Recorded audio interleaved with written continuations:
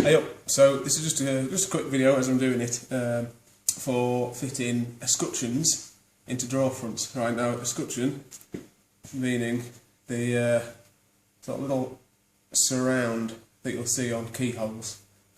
You get various different types. This is my preferred variety because it's not too fancy. You get the ones that are like face mounted and the pinned on, and it's alright on antique stuff, but it's a bit too much, I reckon. Whereas this is just a nice solid brass single piece, which is just defines our keyhole.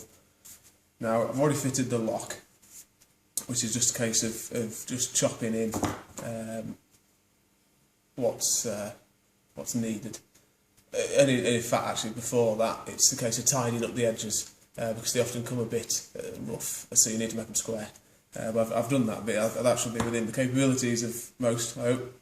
The escutcheon, though, you need to get that right, otherwise it'll just look a mess, right mess. So for fitting the lock, I've already got a small opening, which is suitable for the key to go in to operate the lock, just while we get further down the line. Right, so we need to get this in. I like to put a leading edge all the way around, right from the front corner to the back. Only slight, but it'll just help us with the final fit. Because you don't want it looking like a dog's dinner. That's no. So for getting it in, once you've done that, right, we use the key to go in, position it, because it's a snug fit around the opening of the shank of the key, and then got a couple of squares because the radius, the top bit, is not the same size as that lower section there. So the reason we want the squares is to sandwich against the escutcheon and make sure that it's not swinging on its centre. Right. Making sure it is where we want it. Just something like that. Taking them away. Finger on. Keep the key in. A scalpel. Very carefully and controlled around the back edge. Well, of course, you're not going to scalpel the front one here because it's not in contact with that.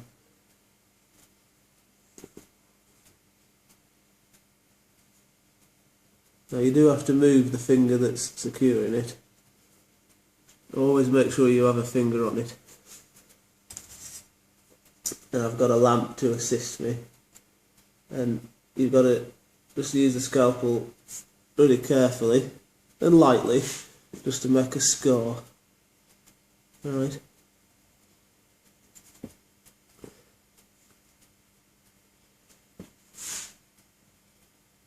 Now I've got a certain amount of the way around, and it did just move, which happens.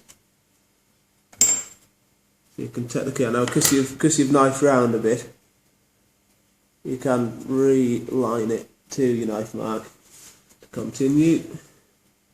Make it a bit deeper there. Right, so making sure that one doesn't get muddled up with the rest, because you've honed each one. It's going to be a bit of discrepancy between if you've got multiple, I've got multiples. So I want to make sure I use that one for going back in, it don't get mixed up. So now, see there's a fine score line or mark from the scalpel for me to work to. I need to remove the lock, which is just held in with some small screws. And the reason I now need to remove it is because I'm going to offer a router cutter in there, and that cutter would end up hitting the pin, the centre pin of the lock that lines the key up when you push it in.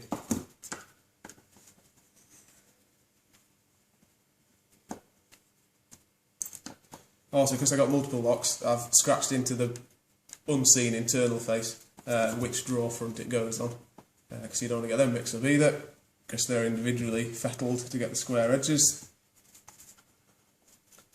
Right, got that one's got an R in it. So back over. Now the router, well, it's a little trimmer with a 1/2 cutter in it, which is what is it, a couple of mil, something like that. Just a small one, just small. Set to the thickness. It's about 3.2 mil of our escutcheon. Right, and we're offering it into the opening to then, with the assistance of the light here, work up to or just off our knife mark. Obviously you don't want to go right up to it. We're going to finish it with chisels. We're just going to get the majority off, majority of waste out. Right, so I've gone as close as I dare, right, but I can still see my knife mark. So now, a 1/4 inch, I'm going to work on the straight, right, and just bring them back to my knife mark. Just don't go in all at once. Just work it back ever so fine. Being careful not to overcut and go into the bit of draw front you don't want to remove.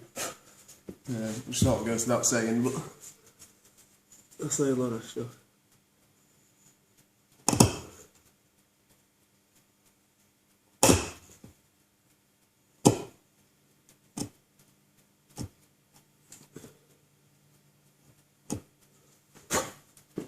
Now for the radius bits, we are going to chisel them. Now I've got a mixture of two, or so much two. This one is, what size is it? 2 mil? Yeah, 2 mil.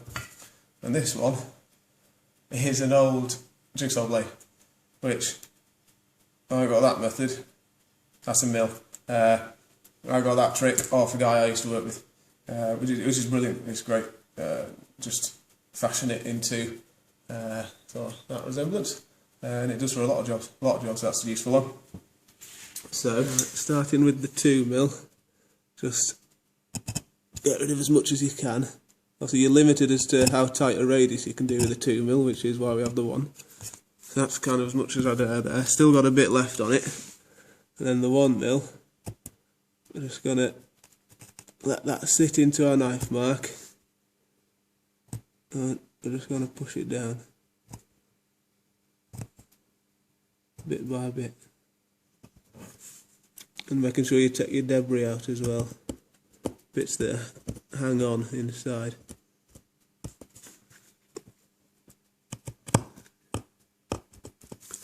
Right, now we've got the upper radius, and again we'll start with 2 mil and just take off as much as we can, and then move on to the 1 mil.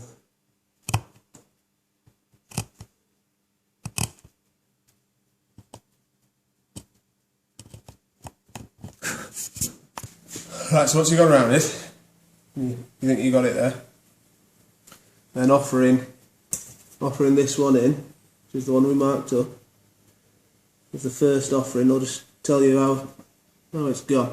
That doesn't look so bad, that's alright. You don't want to push it all the way in just yet.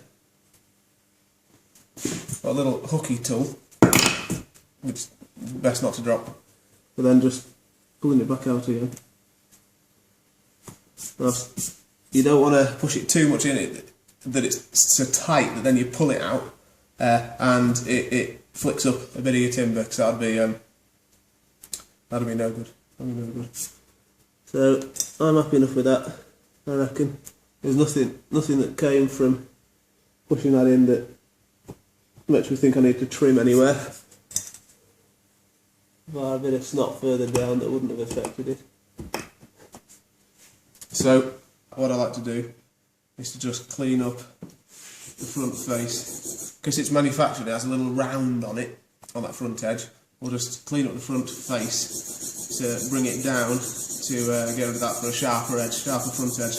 The draw front still needs finish sanding, which will then sand over the top of this, but just to make sure you're giving it as much chance as you can.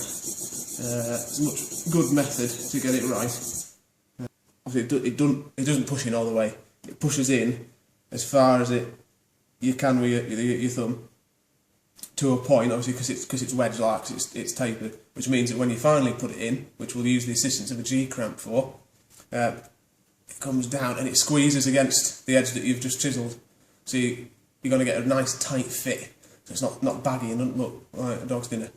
So a small bit of araldite on the bottom face, inner face. There's no need to smear. I mean, there's an argument that the pressure will keep it in, but just for security's sake, a bit of epoxy went on. And then, without dropping it and making a mess, offer it in again with the thumb, and then G-cramp and some little blocks.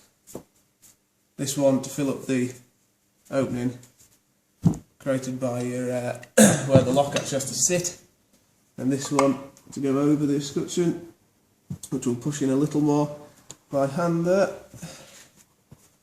a bit more force.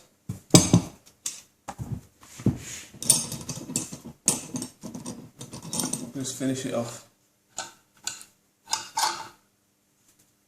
just to seat it properly. Right, and there you are. It's all the way home, but as I say, it all needs finally sanding anyway to be absolutely flush. Well, hopefully you can pick it up. So it's tight, it's crisp around it. We'll move the lamp in. There's no gaps around it because of our tapered method of fitting it. Now it needs a final sand. There's no point finally sanding anything if you've still got to handle it, because then that defeats the object. Final sand indicates that it's the last bit of handling you're going to do until you finish it with oil or lacquer or whatever. In this case it'll be oil. And that will do two things. It cleans up the oak nice, and because this escutcheon is a little proud, it just gives us the opportunity to get everything nice and flush, nice and flat, and really crisp. And at that point, when I do that, you'll see. It's also worth mentioning that the eagle-eyed amongst you would have seen that there's still, when I had the camera over, there's still a bit of material in there that is left over from the fact that there's oak between this face and the inside of what we've just routed for the escutcheon, because of the difference in thicknesses. That will get cleaned up later. I just want to get them in at the minute, let the epoxy dry. So for removing the small bit of material that was left in, the bit of oak between back of the escutcheon and where the lock sits, a bit tricky to film because my hands were just in the way, so you can't actually really see the action. But essentially the 2mm chisel and our 1mm adapted jigsaw blade were just fitted in nicely, following the profile and working from front and back so as to not just bust out the oak at the back and have it all rough and awful. So they're all cleaned out, they're nice and neat.